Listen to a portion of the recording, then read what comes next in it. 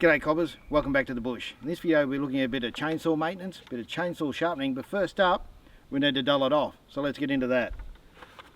Now we've gotten rid of the tree, and we'll save you from looking at us for an hour or so of clearing away that tree. We need to do some maintenance on the chainsaw to make sure it's ready to go the next time. First up, let's sharpen up the chainsaw, and we'll get in a bit closer and have a look at what we need to sharpen on the tooth. Okay, so when it comes to the tooth, this here is your depth gauge. So that is what regulates the depth of the cut of the chain. Here is your cutting edge, and this here is the gullet. This is the part we have to sharpen of the top plate here. So we'll show you how to do that now. Okay, first up, we'll mark the top of a couple of teeth on the top plate there. And that way we know once we've reached right around and sharpened all the teeth, we'll get back to the top there again. We won't resharpen any teeth. Okay, so we start with the file. Now the file, as you can see here, is meant for 3/8 chain. It's a round file, and these guides here control the depth. And we need to set up so we're pushing away from ourselves, and just 3 strokes. And what we need to feel is that edge, and it's a bit sticky sharp. Then we skip a tooth and move on to the next one. Again, just 3 strokes. Again, sticky sharp. Once that's done, we can take the chain brake off, move our chain around, engage the chain brake again, and start on the next tooth. And we keep doing that all the way around the chain, and then we can do the depth gauges, which we'll show in a second.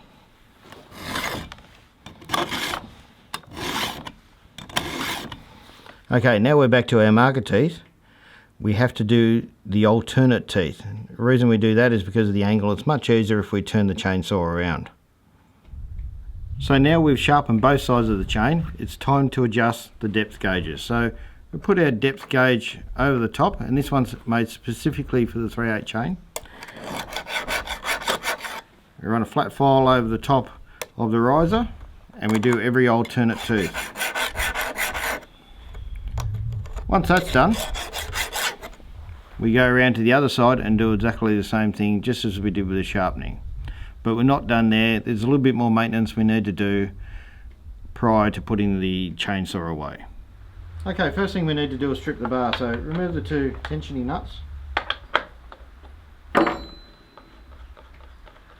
recommend you keep a couple of spare of these, because when you're tightening your chain up in the bush, I guarantee you'll drop one somewhere and you won't be able to find it. Like I almost did then. Take the side plate off. We'll give that a bit of a clean out.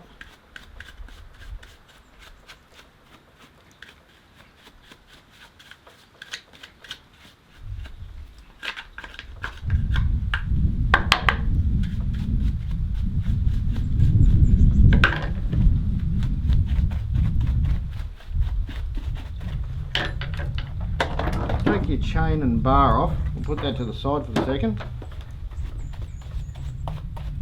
As much of the crud out of there as possible.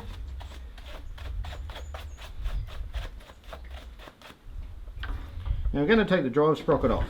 And there's a little clip in here which you can get out. I like to call it by Jingo's clip because it's spring loaded. And it heads off at about 300 miles an hour. There we go. I also recommend you keep a couple of those spare, because one day it will shoot off on you in the bush.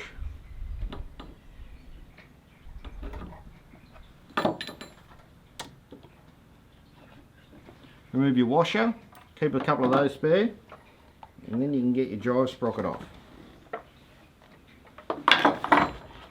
Make sure the chain brake's off. And there's your drive sprocket. Make sure that's in good condition in there.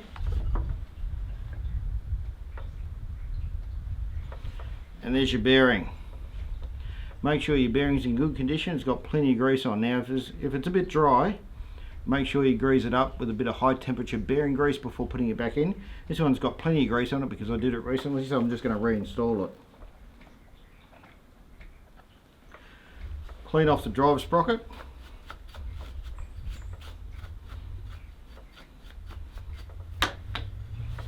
pop that back on.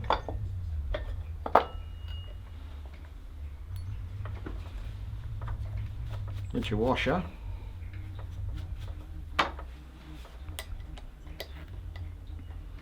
Make sure you get that in the correct orientation. Then get your Bojingo's clip and carefully reinsert that.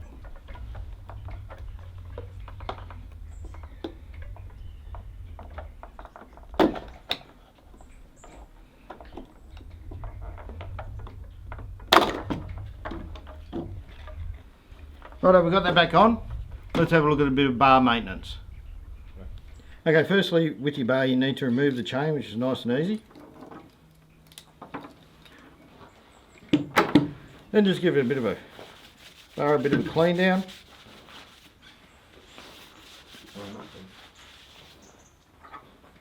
And then we need to clean out this groove here. So grab your depth tool, clean all the crud out.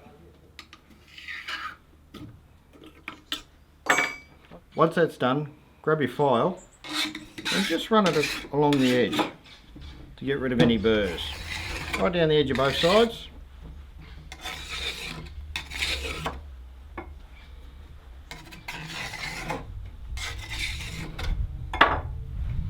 Okay, a couple of small important things is down here is where the oil flows in, so you need to make sure that's clear. And down this end is your guide wheel. Sometimes there will be, not on this particular one, but sometimes there will be an oiling point there as well, which you can put a drop of oil in. And when you reinstall your bar, make sure you put it in the opposite way. So this time around when I was doing the chainsawing, it was right side up. So next time when I install it, it'll be upside down. Because most of the time you're cutting on the bottom here, especially if you're just bucking up firewood or whatever. So all your wear will be on this side. So when you invert it, all your wear will go to the opposite end and you'll get even wear and the maximum amount of use out of your bar. So let's reinstall it now. Okay, next thing we need to do is we need to insert the chain onto the bar. And remember, it's just as I said before, this time we're going to insert the bar on upside down. Run the chain in. Now you need to get the chain in the correct orientation. That's the flat facing backwards and the depth gauge facing forward. There's usually a little diagram, and there is on this one here, to describe which way it goes.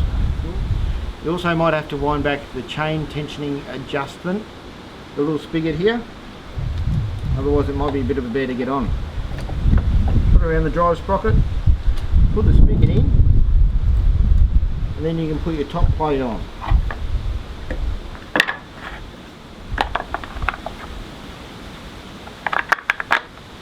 Once the plate's on, you need to put the nuts on. Just put them on loosely, so you still need to adjust the tension on the chain.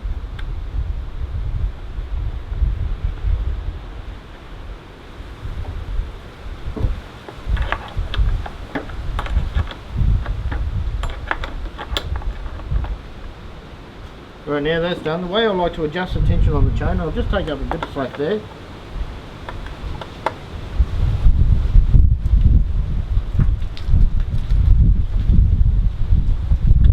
Put the end of the bar on a piece of wood so it's supporting the weight. And then keep adjusting the adjustment up until it runs just in there. So we've still got a little bit of slack there. We've adjusted the chain, we can tension up the adjustment nuts.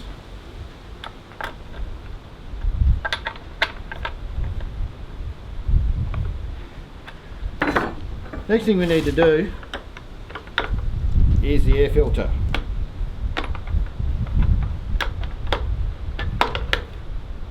There's 3 nuts on this one, there could be 3 or 4 on yours.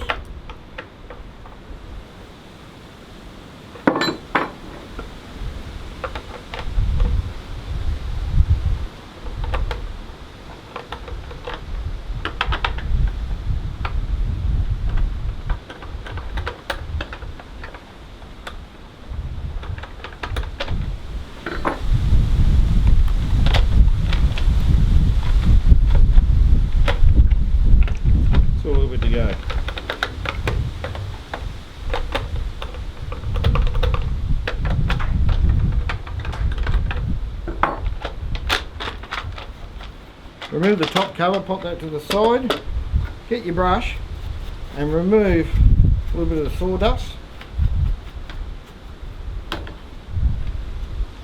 Take your air filter off. Now if you have an air compressor you can blow inside there, or just get your brush and give it a good brush down. Once that's done, reinsert your air filter, put your cover plate back on, drop all the nuts,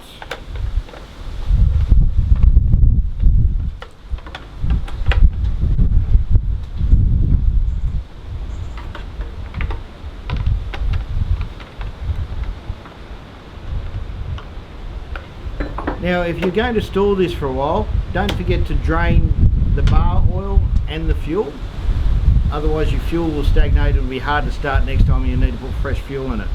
Other than that, put the cover on,